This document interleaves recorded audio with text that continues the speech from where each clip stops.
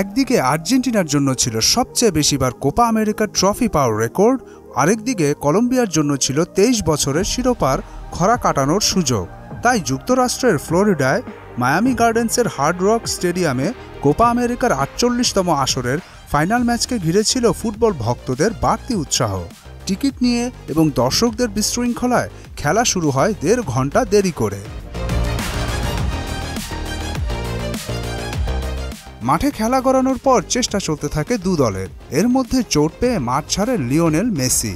কিছুটা উদ্বেগ দেখা দিলেও দমে যায়নি আলবিসেলেস্তেরা। আক্রমণ চালিয়ে যেতে থাকে তারা। বিপরীতে কলম্বিয়াও করে পাল্টা আক্রমণ।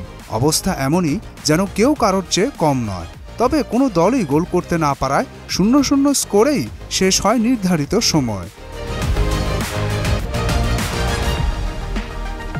এরপর শুরু হয় অতিরিক্ত সময় পর্ব। সেখানে বহু চেষ্টার পর ম্যাচের 112 মিনিটে লাউতারো মার্তিনেজ জালে বল জড়ালে উল্লাসে মেতে ওঠে আর্জেন্টাইন শিবির ও ভক্তরা। সে এক গোলেই শেষ পর্যন্ত জয় হয় আলবিসেলেস্তেদের। এ নিয়ে 16 বার কোপা আমেরিকার ট্রফি ছুঁয়ে উরুগুয়েকে পেছনে ফেলেছে স্কালোনির দল।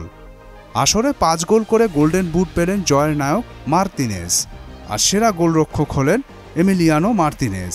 আর এই ম্যাচের মধ্য দিয়ে আন্তর্জাতিক ফুটবলে শেষ হল আনহেল দে মারিয়ার অধ্যায়। জয়ের স্বাদ নিয়েই অবসরে গেলেন তিনি। এদিকে হেরে গেলেও কোপার টুর্নামেন্ট সেরা হয়েছেন কলম্বিয়ার হামেস রদ্রিগেজ।